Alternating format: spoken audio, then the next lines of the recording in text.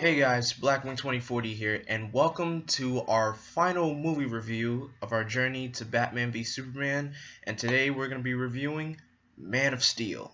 So, Man of Steel, of course, is the debut of the DC Extended Universe, which for then on will lead to 2016's not blockbuster, but most anticipated film we've been looking for, Batman v Superman: Dawn of Justice. So let me just start off by saying Man of Steel, it has some elements from Superman 2 in it, which I like. And Zack Snyder's the director, and he pulls his own take on Superman. He did a very good job. I know some people probably didn't like the film. People loved it. Hey, I'm gonna be completely honest. I loved it. I liked the film. I loved it so much. It was awesome. So Zack Snyder directed this film. You had Henry Cavill as Superman, Amy Adams as Lois Lane, Michael Shannon as General Zod, Russell Crowe as Jor-El, and you have Lawrence Fishburne as Perry White. Now that's a good guy to have as Perry White. That was awesome. So the movie starts off taking place with Superman's birth. Literally, this film actually shows you the life on Krypton, what it's like before it exploded. So of course Jor-El is pleading to the council that we have to leave this planet now. So of course General Zod takes a hostile takeover and kills every single person. So Jor-El finds this thing called the Codex, which has the cells of all Krypton's born sons, and puts it in his son's DNA. So with that, they blast little baby Superman off to Earth. General Zod comes, kills Jor-El, and then Zod gets sent to the Family Zone with his unforgettable line saying, "I will find him!" Whew. So anyway, Superman lands in Smallville, and then flash forwards to an adult Clark Kent in his life as, well, okay, let me just say this. Before Clark became Superman and got his Superman persona, he's been taking on like many jobs. He's been like a sailor. I don't know what people would call it otherwise, but that's what I'm calling it, a sailor on a, I think he worked for the Coast Guard, I guess. Second job, he was a waiter at a restaurant, and turns out one of the customers was being a total douchebag to one of the waitresses, and then Clark retaliates by putting the customer's truck through electrical wires. He just sticks a whole bunch of electrical poles into the truck. I'm like, oh snap. And then he travels to the Arctic and he finds his ship that was Kryptonian, and turns out he takes it to the upper part of the Arctic. Lois Lane finds out what's it doing here and where did it come from. She gets attacked by one of its security defenses, I guess, and she kind of gets injured in the process. Clark saves her by kind of stitching her wound with his heat vision, and trust me, I bet that was not a pretty picture. So with that being said, he has this key with his house, with the House of L logo on it, and activates a living construct of Jor-El, and tells him about Krypton's origins, how he got there, what happened, and then he shows him the House of L suit, which I should bring up too, my House of L Superboy t-shirt. I just love wearing this thing. So he dons the suit, and turns out, before that, Superman, he actually had a beard before he had that on, so apparently he shaved before he put the suit on. So he decides to train himself, test his powers. Turns out, of course, you got the leap tall buildings in a single bound thing, the flying. He didn't try out like the super speed running or anything. We didn't see any of that, but we got to see him fly, and the flying was pretty intense in this movie. It was really, really good. And so Lois is being not hunted, but being tracked down by the FBI because she was trying to expose the report of Clark and where he come from. And so Clark tells her not to print that story because he doesn't want his story to be told to anyone except for her. She's like the only person who knows. And that's another thing I just realized. He reveals his secret identity to Lois right there in that movie. I thought she would just reveal himself like probably, I don't know, like at the end, but in the right smack dab in the middle of the movie, that's when he reveals his secret identity to her. That was just crazy. I thought he would do like what Christopher Reeve did in Superman 2, just, you know, kiss Lois and just erase her memory, but that was in the Reeve universe, not in the DC extended universe. This is totally different.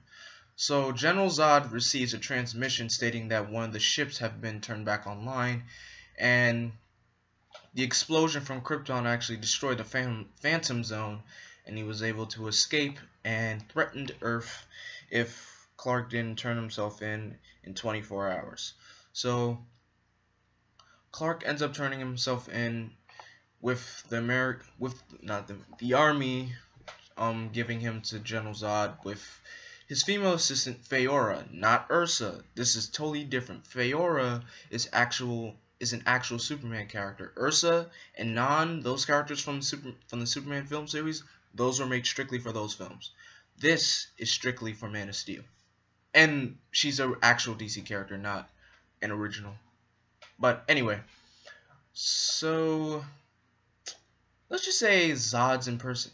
He tries to be all peacekeeping and loving to Clark, but turns out, you know, Zod, his heart's cold as deep space. So he tries to drain the codex. Well, he wants to find the codex. He wants to know where it is, and he thinks it's in the capsule in which Clark landed in, but it's not. So Clark gets pissed off. He destroys the suit that Zod was wearing because they wear these suits that think if they're exposed to the sun, they think they might kill themselves or something, but turns out it gives them powers, just like how Clark gets his powers from the yellow sun. So Zod unbelievably doesn't know how to use them. He thinks he's got injured so hard, and then it's just an all-out brawl between Superman, Feora, and some other person of Zod's army in Smallville, and it doesn't end well. But on a good note, the army still thinks of him as an ally. So Zod finds out that the codex is not in the capsule, it's in Superman's cells, it's in his system. So he asks one of his doctors saying, does Kal-El need to be alive to drain the codex from his cells? No. And then he releases something called the World Engine, which bends mass. So he intends to turn Earth into a new Krypton. And whoa, I gotta say, this was more invading like crazy. He was just, Metropolis got torn up from Metropolis, and the World Engine was in the Indian Ocean. So the only way for Superman to actually destroy it is he has to drive the ship into the Phantom Drive, which will create a black hole and suck everything in. So turns out, alright, let me just say this. Clark is weak against the Kryptonian atmosphere because he's been under Earth's atmosphere for too long, and if Krypton's atmosphere can actually kill him. So that's one weakness that's in there. So he destroys the World Engine. Zod goes to find the ship that he landed in and puts his key into the ship. And so he drives to prevent whatever Clark has planned to it was just a total disaster. So Clark flies into the ship that Zod was in, destroys it, and then puts the World Engine and the ship, all of Zod's lieutenants, all of them are dead. Just gone. And then you may think that's the end of the story, but it's not. Zod's still alive. Apparently, he didn't get sucked in. So him being pissed, him and Superman have an all-out brawl in Metropolis with buildings crumbling down, and Alright, let me just say, that was probably the most thing people hated about this film was the kill count that people died in Man of Steel. Look, things happen, okay? This is Zack Snyder's impersonation of Superman. You can't get everything perfect on the first try, so if you got a problem with that, just deal with it.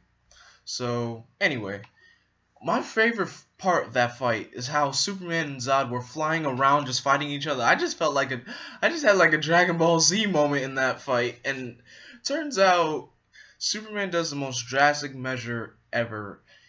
Zod was about to kill a family with his heat vision, so Superman takes drastic measures and just snaps his neck. You can just hear the thunder when he just snaps him, like, oh man. And then he just screams in pain, knowing that's not what he does. But anyhow, the crisis is over. Metropolis is back to normal. Everything is peaceful once again. Clark decides to get a job at the Daily Planet. He has a secret identity with his, mild-mannered Clark Kent. Lois, on the other hand, remembers his secret identity, but just pretended that nothing happened. Just she thinks of Clark as just a random guy off the street. And then from there, the movie ends. So I give Man of Steel a 4 out of 5. I'm not trying to be, fanboyish here or biased. I'm just giving it 4 out of 5. And I gotta say, I hope you guys enjoyed this journey. I had a blast reviewing all these Batman and Superman films. I never been this intense with reviews or anything. So I was glad I was able to take time and just review these films. So stay tuned for my next journey I'll be doing, Journey to Star Wars: The Force Awakens. So stay tuned for that. I will be doing that real soon. So anyway, what do you guys think of Man of Steel? Do you think it was good? Do you think it was bad? Do you think it was in between? Leave a comment in the comment section down below. And if you haven't seen my review on the past Superman films, I'll leave those links in the description. Don't forget to like and subscribe. And until then, I am Vengeance, I am Darkness, I am Blackwing. Stay golden.